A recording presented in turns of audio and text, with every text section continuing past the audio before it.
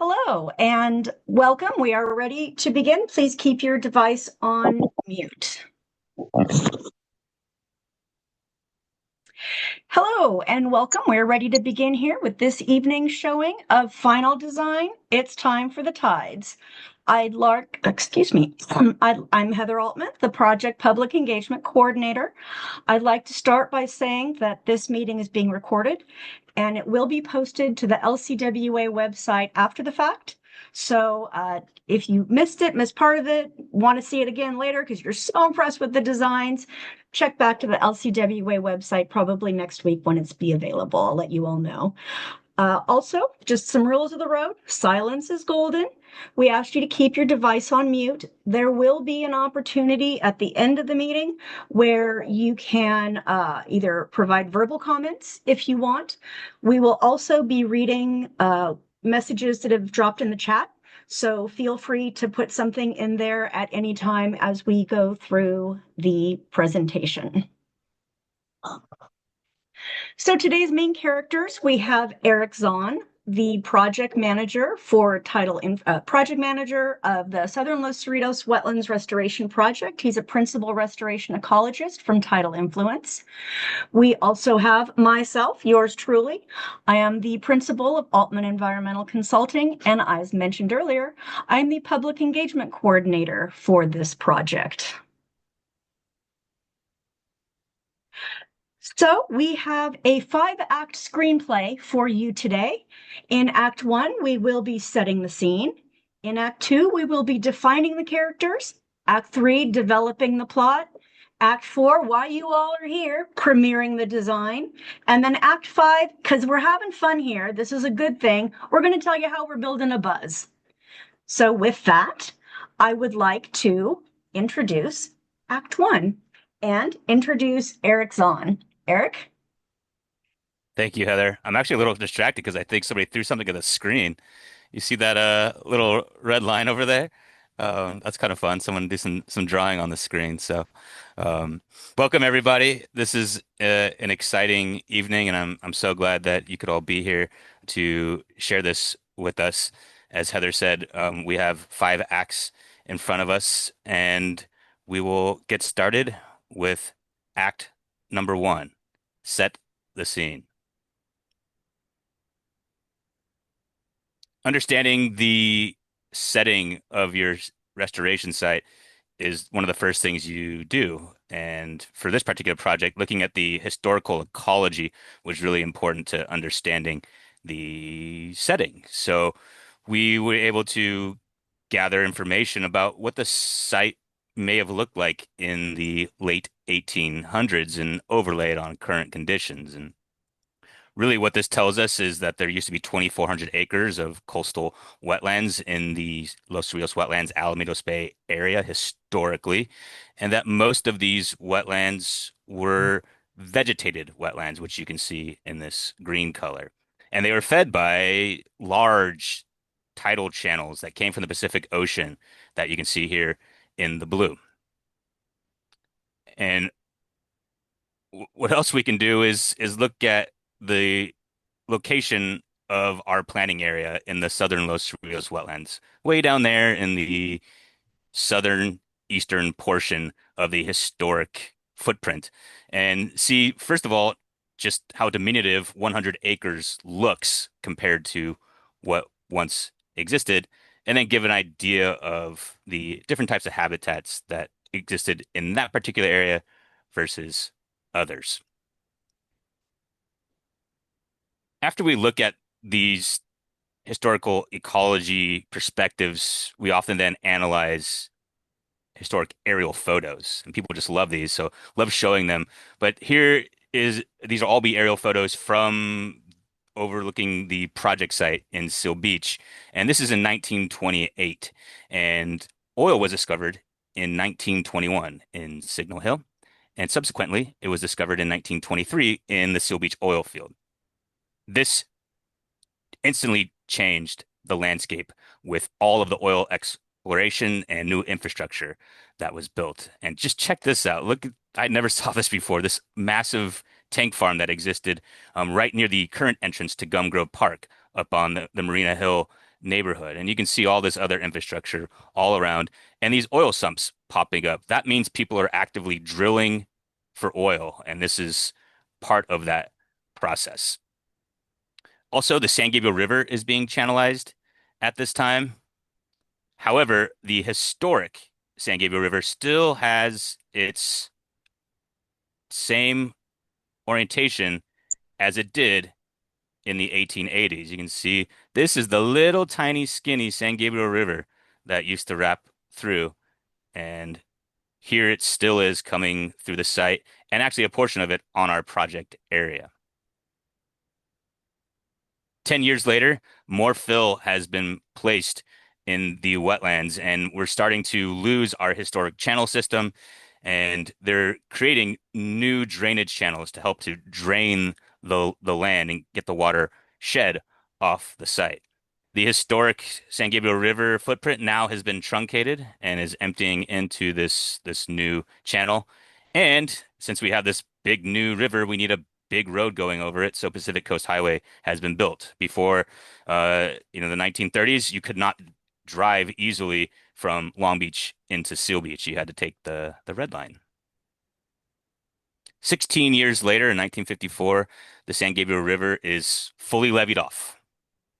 So that's the new San Gabriel River, while the old San Gabriel River is draining into the new San Gabriel River, actually terminating at a point that is currently the footprint of Zedler Marsh. A new development can be seen on the land owned by the State Lands Commission, and two Quonset huts have been installed here at this point, and those eventually would become the location for the Airport Club and then the Marina Palace.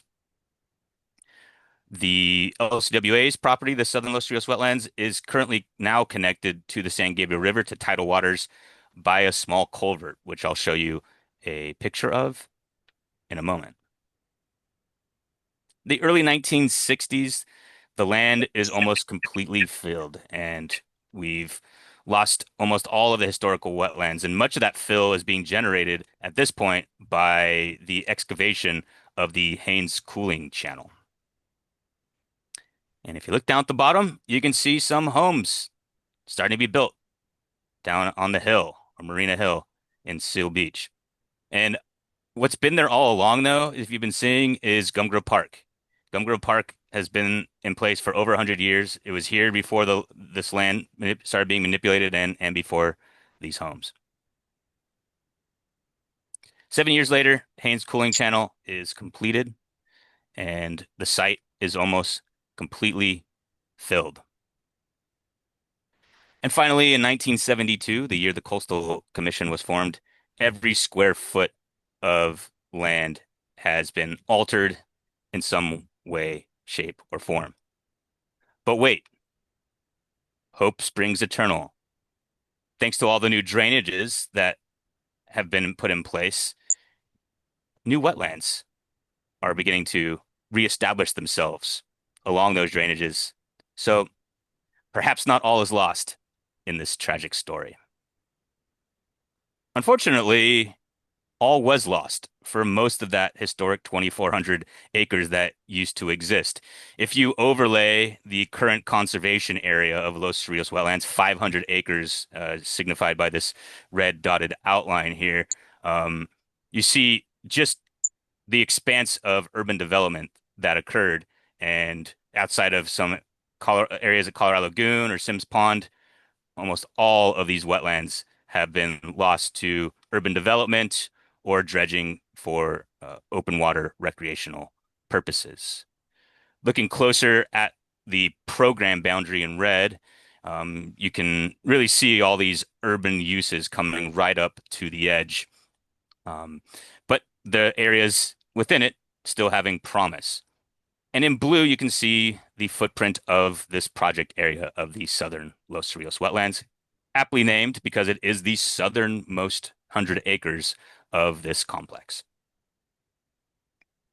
Looking at the project area from an aerial perspective, current day, one thing I want to point out is that there actually are two landowners that are part of this project. The State Lands Commission still owns that property that I mentioned earlier, 3.5 acres, and the Los Cerritos Wetlands Authority, who I'll introduce in a second, owns the remaining 100 acres of land that are part of this project.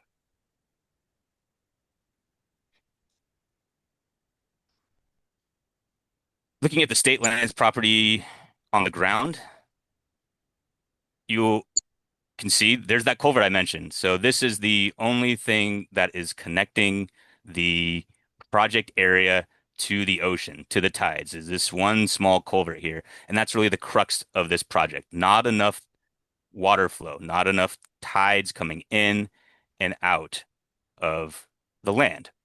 And if you look at this overview, you can see the remnants of where the Marina Palace used to be. Now it's just a big concrete slab that has a lot to be desired with its aesthetics, to say the least.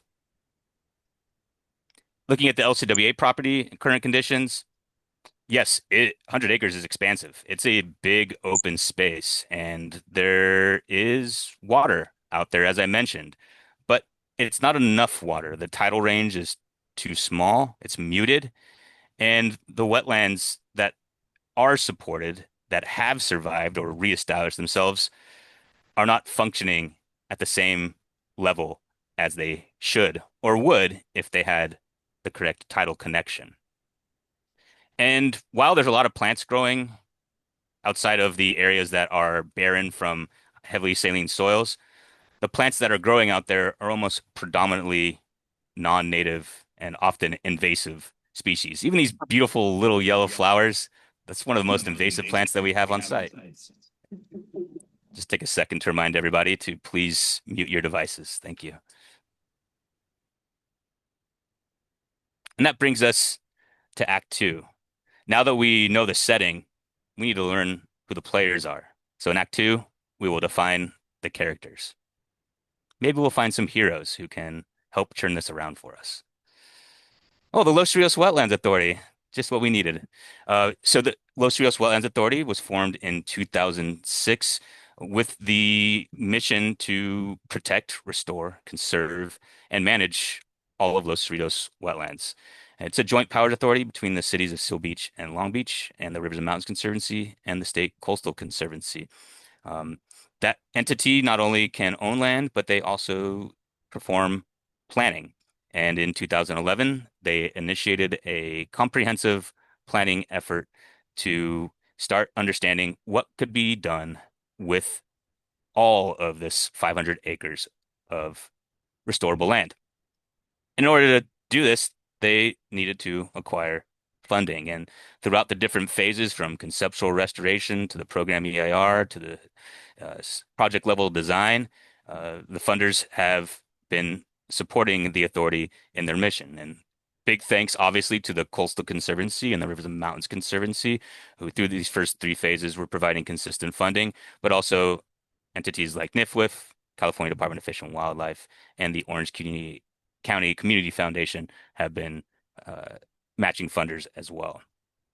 And currently, for the work that is happening right now and the construction that will be happening very soon, the funders are the Coastal Conservancy, who provided $26 million. The Ocean Protection Council has provided $6 million, and AES, who is also providing funding through a community grant program that they operate.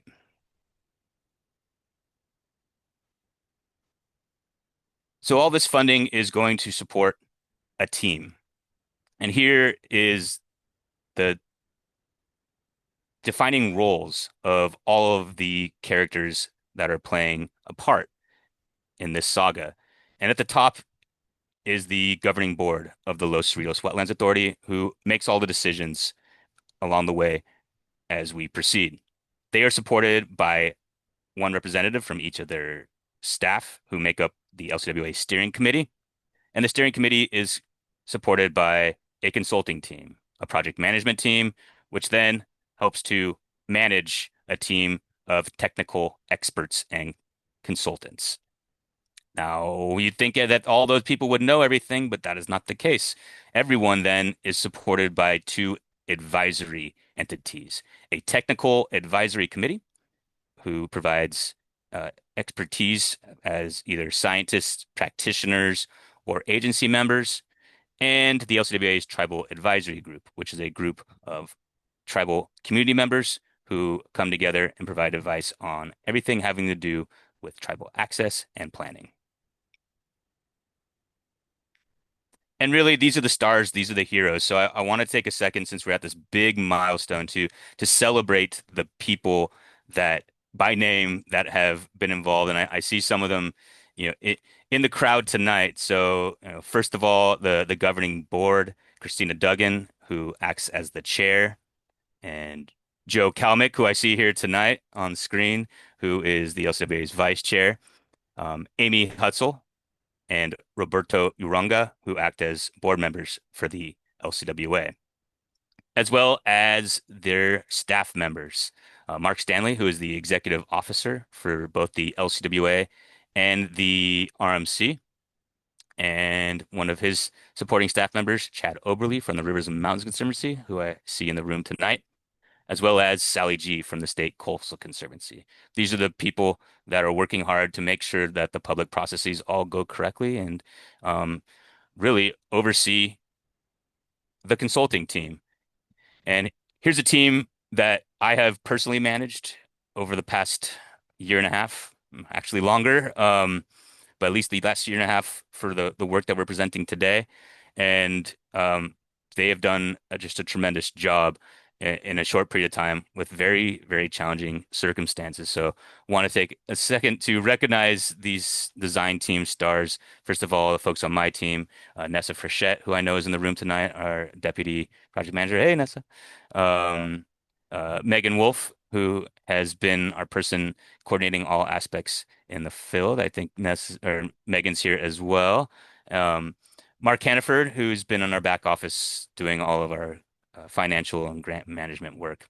And Moffett and Nickel has been the engineer that has been leading this, and they've been managed, their team, by Chris Webb, who's been involved with Lustrous Wetlands for longer than he wants to admit.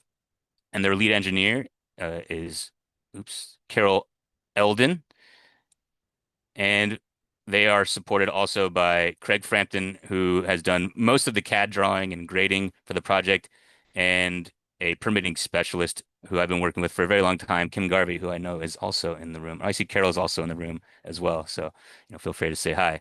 Um, they have a team of landscape architects from MIG, Jenny Zell and Jessica Roberts, who you'll see some of their work later on, who have really brought this whole project to life.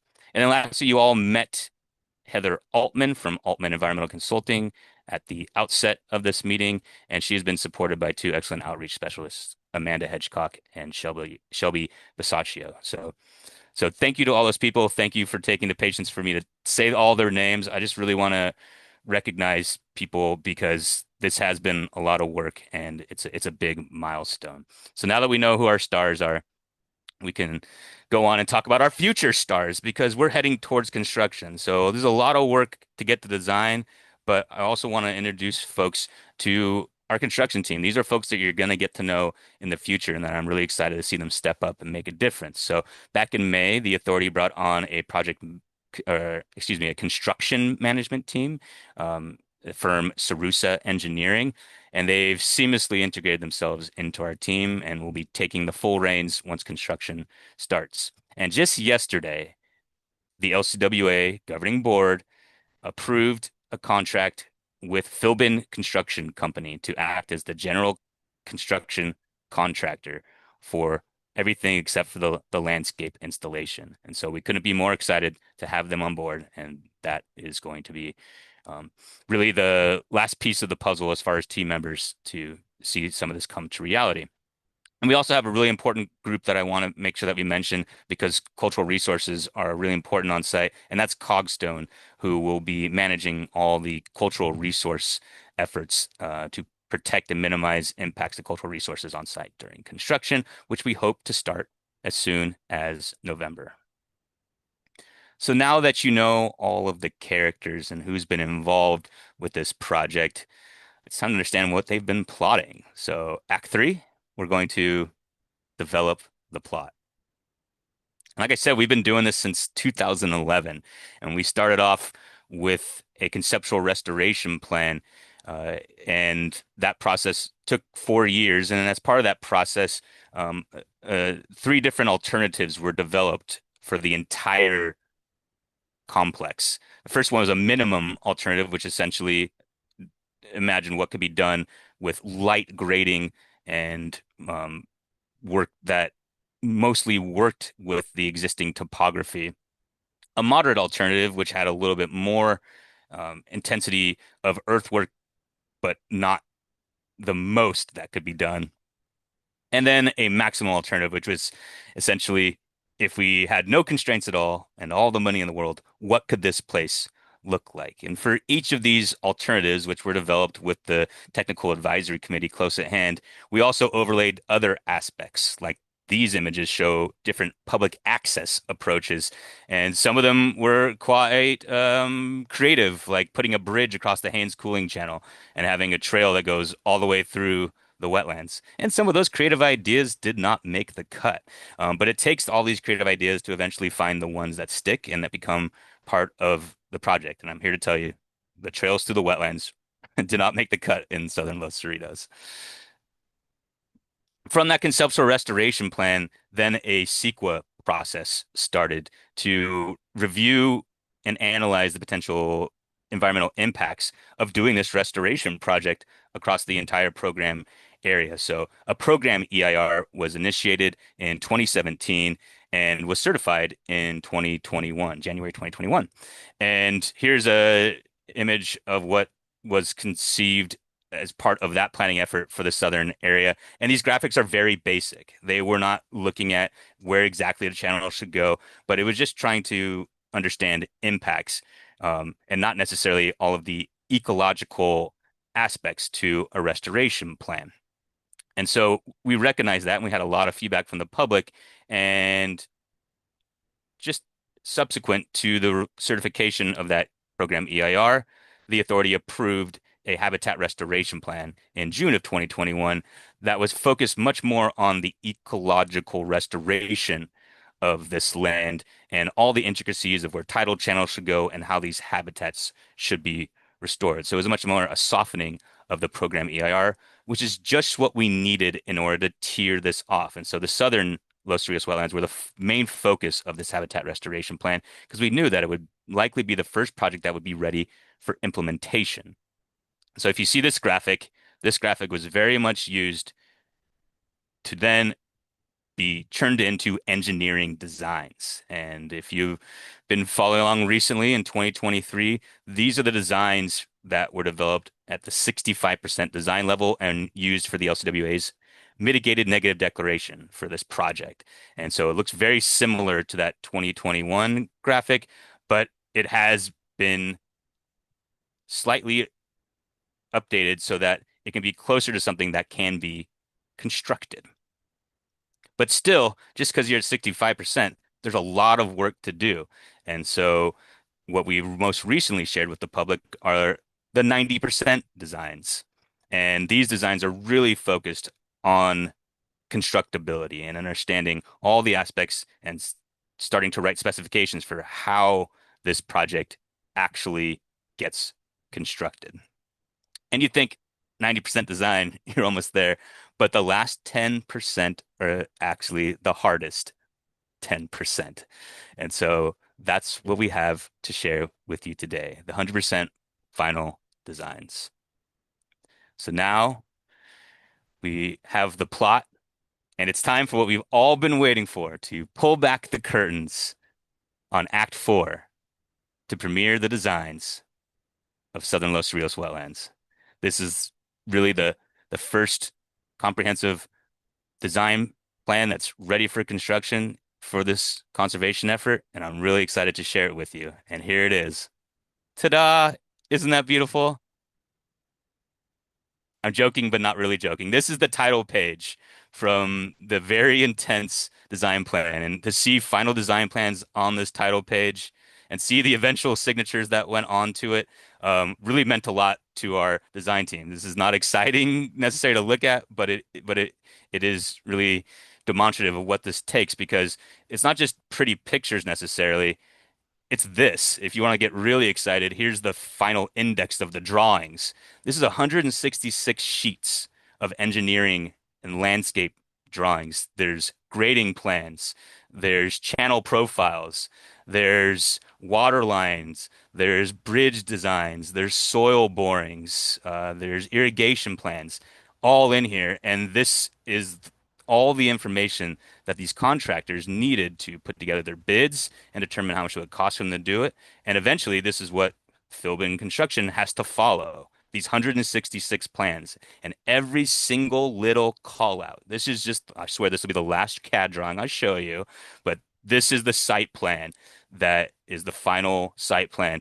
And each one of these call outs then leads to a variety of sheets that have their own call outs and that all go to a thick volume of specifications. And so this is a lot of work, and this is where all of this funding really gets spent, is making sure this is perfectly detailed so that we get everything that we want out of this wetland restoration project. So, all right, done showing the black and white. We really have some pretty pictures to show you. So, here they are. So here's that existing conditions slide on that 103.5 acre planning area.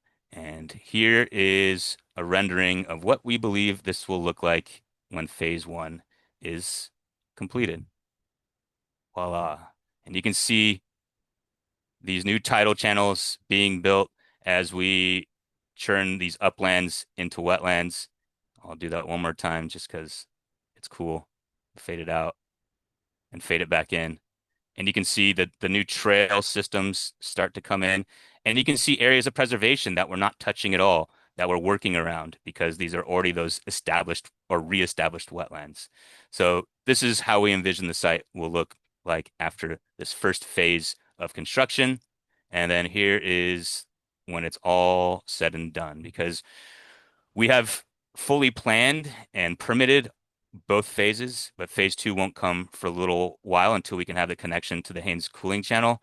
But, we just want to have everyone understand that we've fully planned and designed the full 103.5 acres. So I'll do that one more time.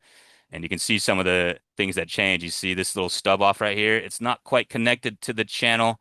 But when we complete the restoration, the project will need to be connected to the cooling channel, and then we can extend these tidal channels all the way back here. We also have experimental plots set aside for researchers to understand the impacts of climate change and sea level rise. And we've maintained these areas like this. This is existing salt flat that will hopefully be restored into salt pans as part of the restoration. So very exciting images that have been produced by some really talented landscape architects. And yeah, just to further showcase what this might look like, here's so if someone's standing at the entry point to Gum Grove Park might see right now. Not much to look at. It is open space, so that's always nice. But what we believe it may look like one day is something like this. And you can see the people along the trail and the new tidal channel and the new wetlands coming in. I'll do that one more time as well so we can soak it in and how the landscape may look once this project is implemented. Here's another bird's eye view of the current landscape, and here is an ibis's eye view of what it may look like in the future. So really revitalizing the land, but also getting people back out there to see how small those people are next to these trees and look at this expanse. It's really going to be something tremendous for the region and the citizens of Seal Beach and Southeast Long Beach. We also give different perspectives on what it may look like. So here's a more focused graphic that some of you may have seen at one of our public outreach meetings, but this removes all of the renderings and really just focuses on the trail connections. And so we'll have a new trail system that will be able to take people from Gum Grove Park through the LCWA's land, through the state lands commission's land to the San Gabriel River. And there'll be a variety of overlooks throughout and you can see all the trees, lots of trees all over the place, and also a special gathering place designed specifically by our tribal advisory committee for tribal gatherings, as well as a community hub that is for use by everyone. It'll give you a little closer view of this. Some of you may have also seen this already, but hopefully it gives you a better picture of how everything fits together. Here's the gathering place that the tribal advisory group has designed. Um, and while it's set aside specifically for their use when they're not using it, it will be publicly accessible because it's got the best darn view of the whole place. And you can see all of the screening trees all around it. And this location will be a monument that will be designed by a tribal artist to celebrate the historic original occupants of this land. And we're told by our tribal advisory committee that this will be the first monument to these people in this region. So we're really excited about that, but I can't tell you what it's going to be. We're not unveiling that yet. Um, Here's parking. 30 parking spots for normal cars, as well as bus parking spots for all the school kids that we expect to come here and explore, and then also ADA accessible parking as well. And here's a trailhead to the state lands parcel, fully re-landscaped with all the plant communities that you could find if you walked all of the trails. You could find just on a little 10-minute jaunt if you only have a little time to pull off PCH and explore. You could see all of that just around these trails, including a little depressional wetland right in the middle. Um, there's also a play zone for those like me who have kids who are quite rambunctious and you can't trust near anything delicate. This is a great place for them to hop around and stay out of our sensitive habitat areas. And here is that former mess of a concrete slab painted with the historic wetland extents and some of the creatures that we find throughout the wetlands, and many of them have significance to our local tribal community. And this is the gate from the San Gabriel River with a variety of places for people to park their bikes so they don't ride their bikes on our trails, especially their e-bikes. And these are some on-the-ground renderings of what we think this may look like. Here's the current condition of the site on the left, looking southwest from the north entry. So Long Beach to your back. Looking out, you can see here's the little play zone with stumps made from palm trees that we've cut down. Um, and also some of the palm trees still left in place, cut off the top and put nesting boxes on top for our native birds while the trees are growing up. And here's people using the revamped slab area on the left and some interpretive signage. This is looking at the depressional wetland, actually the people right in the middle of the depressional wetland feature. This is what it looks like currently, not a depressional wetland, a little depressing really. And we have repurposed some of the concrete that we have to remove from the site to support the decomposed granite trail, raise it out of the wetland, and provide ADA compliant surface for all abilities to use. This is my favorite shot. This is the place I'll be hanging out personally. This is on top of the slab looking towards the east across the wetlands from this new visitor amphitheater. And this will just be the place to be during high tide. All you'll see is water. And then at low tide, it'll be mud flats. So it's going to be very dynamic, much more dynamic than what we're seeing out there right now. And then finally, from essentially that perspective, but looking back towards the river, you can see some of the new areas where we'll be hosting educational programs. This will store education materials and different activities for school children, and we'll have picnic tables and different benches for those activities. And you can see lots of trees. This site will have lots of trees for lots of shade, all native varieties of trees to replace all the palm trees that are out there. And looking at these designs, I've mentioned some of the project merits, but I just want to recognize that this project goes beyond just checking the boxes, but really exceeds and is an example of how these coastal wetland projects should be designed and the features that they should consider. So coastal resiliency has always been the backbone of this planning effort. Building a site that has wetlands now, but also 50 years into the future is something that we have incorporated.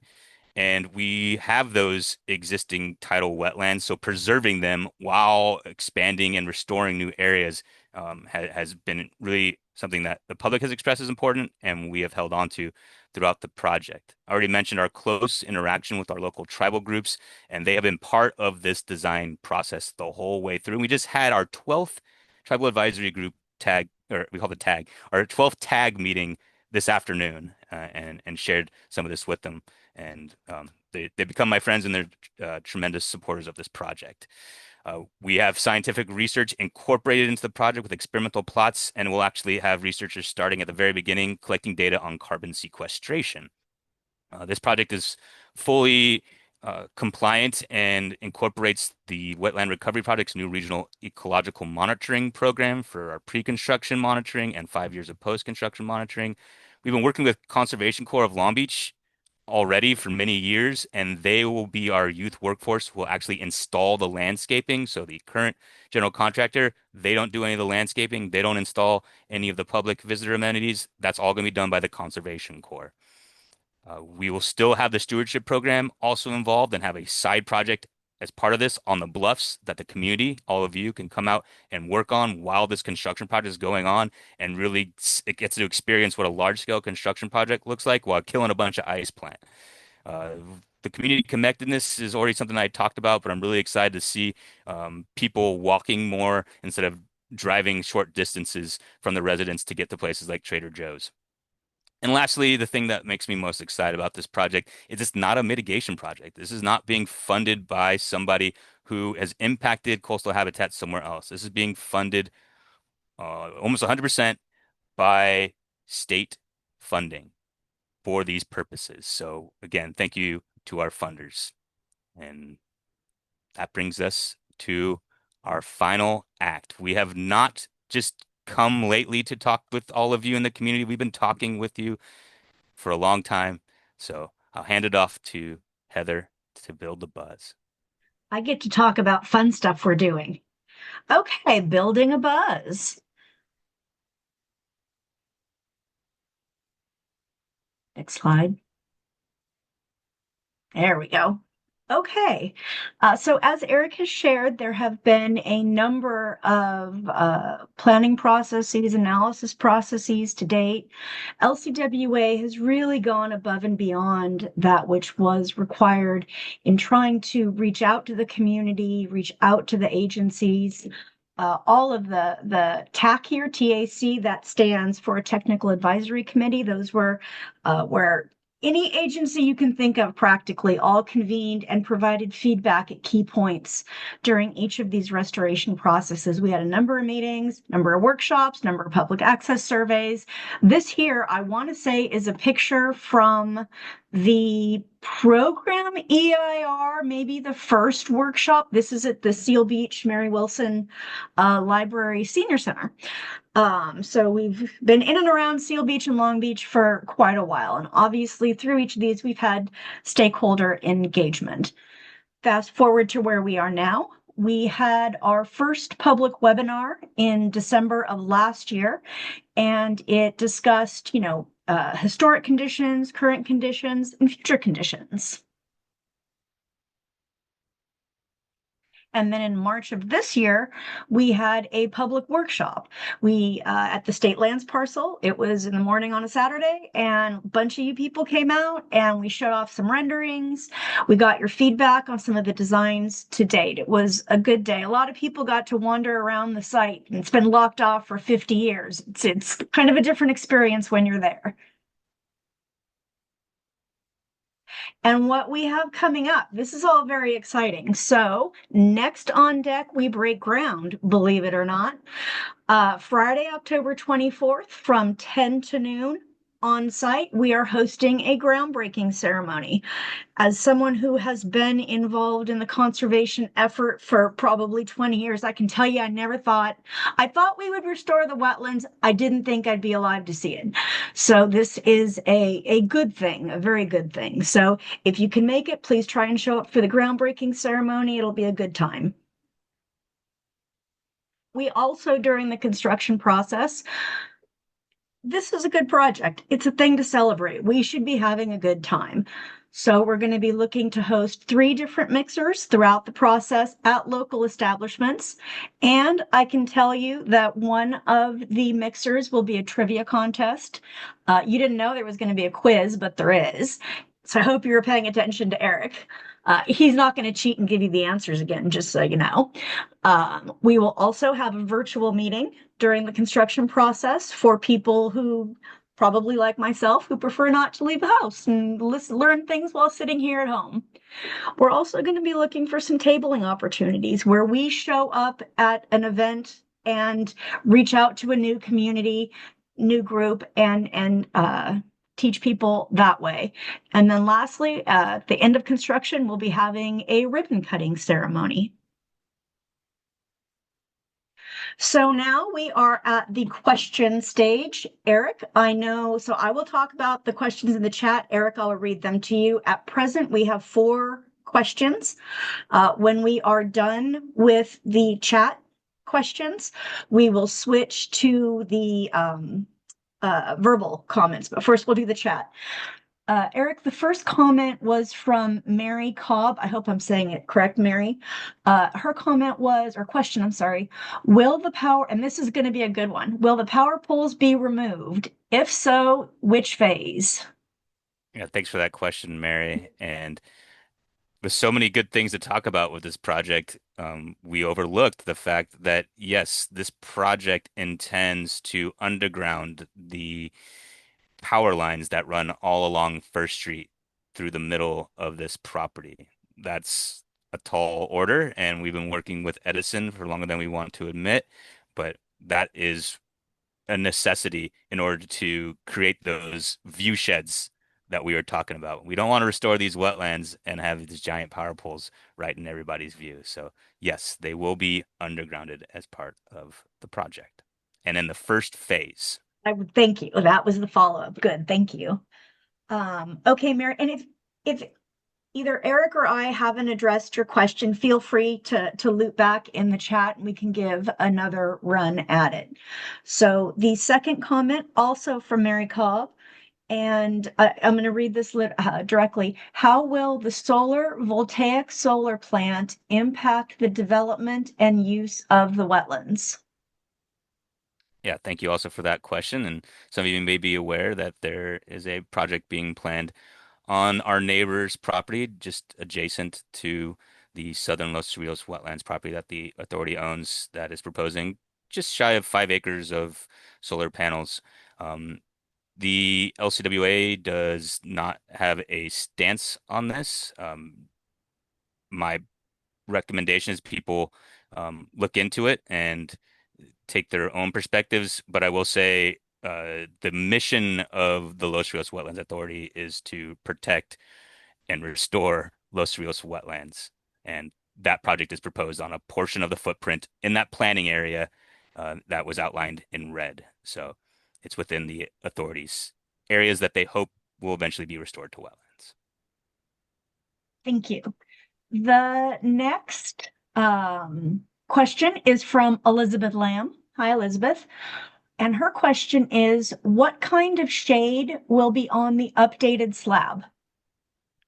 Yeah, thank you, Elizabeth. And I want to recognize Elizabeth Lamb with the Los Rios Wetlands Land Trust, who has been a consistent and insistent partner throughout this whole process, insisting that it goes the right way and that we're doing everything correctly and with good science, but consistently there to provide me with moral support a lot of the time and write a letter ultimately to help move this project through Coastal Commission and all the other hurdles. So thank you, Elizabeth. And the Land Trust also supports our education programs and has been doing a tremendous job. I can't even list the number of schools that have come out just the past school year.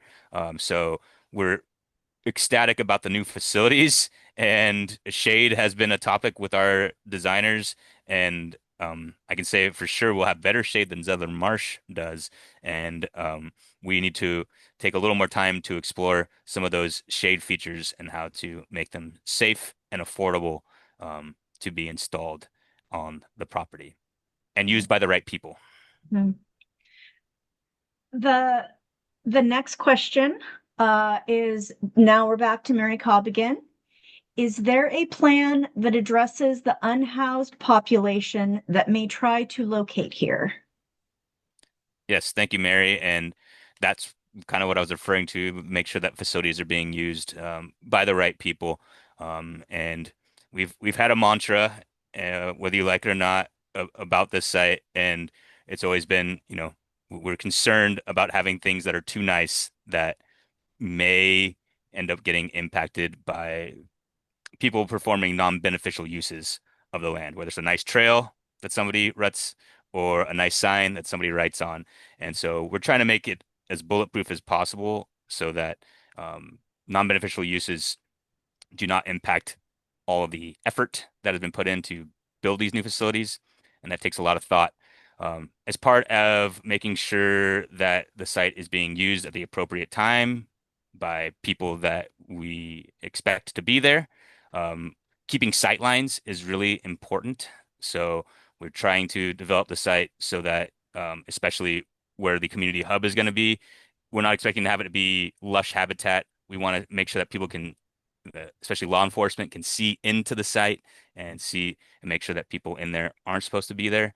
Um, and also, we are redoing all the fences for the most part, and in some instances, putting in better, more secure fences. But ultimately, the thing that's going to change this area is all of the local citizens that are going to be using it all of the time. So we're anticipating having people out on these trails who are not going to let any type of non-beneficial use happen, and keep people on the trails, keep them doing all the right things. Excellent, thank you. So the two more, one comment, one question. The question first, it's from Robert Harmon. Who do I contact about contributing to the celebration? I would like to make a donation. Thank you, Robert. Eric? Robert, you should reach out to Heather Altman, and she'll share she'll share her contact information right after this slide.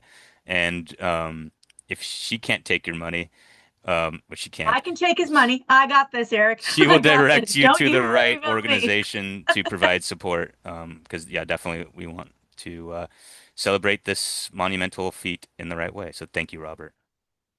Yes, thank you, Robert. And really, what we also want, I mean, we're joking about a contribution, but really, we just want you to get the word out and, show up and spread the word and tell everyone you know about this really cool project you learned about that looks really great. And they did a great presentation on. That's what we're really looking to get the word out to the community. The next, it's a comment from Mary Cobb again. This is so exciting. Good vibes, Mary. This is so exciting. Thank you all so much. You're welcome very Our much, pleasure. Mary. Yeah. And then we're back to Robert again. He says he reckons the area will be very well watched and protected. We're counting on it. Yep. So that's what we have in the chat as of someone with the initial C. This is a good question. This is one of my favorite features. Can you explain the experimental plots you referred to? Will these be structures or plots of dirt land? Yes, thank you for that question. And Okay. what these plots are going to be are essentially rectangles that are all the same size, and there'll be 12 of them, and they will be at a certain elevation where the tides can currently come into them, but not very much. and they will be set aside, and all the permitting agencies fully understand this, that they will be set aside for whatever manipulations within those rectangles that researchers would like to do. Our thoughts are researchers come in and put different elevation of soil in there and plant different plants so that over time we can see how sea level rise may take place. But we have not defined the type of experiments necessarily, but we have created replicate areas. And this is a large area, over an acre in size, that these replicates all fit in. So they're large spaces for whatever variety of research people may want to do, where they actually are manipulating the ground and manipulating the vegetation. And while that sounds good, it's also a bit of a control freak mechanism because we don't necessarily want those things to be happening out of those boxes. Now, research will happen in other places, but not the type of research that's going to manipulate the landscape. We want the landscape to be able to naturally establish itself without researchers getting in there and messing with it. So that's how they're designed. But those will be part of phase two. So those will come later when we have the full title connection. Now that's all we have in the chat. If something pops up, I will read that aloud. In the meantime, does anyone have any verbal comments that they would like? I haven't seen any. Robert, he loves the design. Y'all have done a wonderful job. We love Robert. Robert's going to be our friend here. I don't see any hands raised, so I don't think there are any. Robert concurs. He's our friend. I don't see any more comments. I will close. I mean, y'all can still put comments in the chat, and we'll read them aloud for the last few minutes here. And if anyone wants to raise their hand, we'll call on that. But in the meantime, this is how you can stay engaged. The LCWA's website here, interloscerritoswetlands.org. The LCWA's email address is lcwa@tidaleinfluence.com. And then follow us on Instagram at LCWA Authority. I will also say that construction, the groundbreaking ceremonies at the end of October, breaking ground the beginning of November. I am offering tours of the property. If anyone would like to take a pre-restoration tour, just hit me up. I'd be happy to take you out there. It's a leisurely, probably do it in an hour and a half at a really good leisurely pace. If you're at all interested in that, just let me know. I'd be happy to take you out there at your convenience with yourself, your friends, whatever you have. And I think, Joe's got it. Joe has his hand up. Joe? Thank you. I just wanted to thank Eric very much for the great presentation. I think it really put the whole project into context, and really, the manipulation of the images really showed exactly what historically was there and what we're going to see when it's done. So thank you, Eric, for that. Of course, Joe. Thank you for your support. So with that, Michelle Smith has a comment. Thank you. I have done restoration and walks in the wetlands. This looks great. So the overwhelming consensus from the chat seems to be people seem to really like the design, which is great. It's a beautiful design. Everyone has just worked so hard. This is like I keep saying, it's a very good thing. So I think with that, I think this might be, thank you. It's time for the tides. And with that, I will close the meeting. And I will look forward to seeing you all on a moving forward basis at our fun events. Next up is the groundbreaking ceremony. Thank you. Have a good rest of your evening, and hopefully the Dodgers are winning.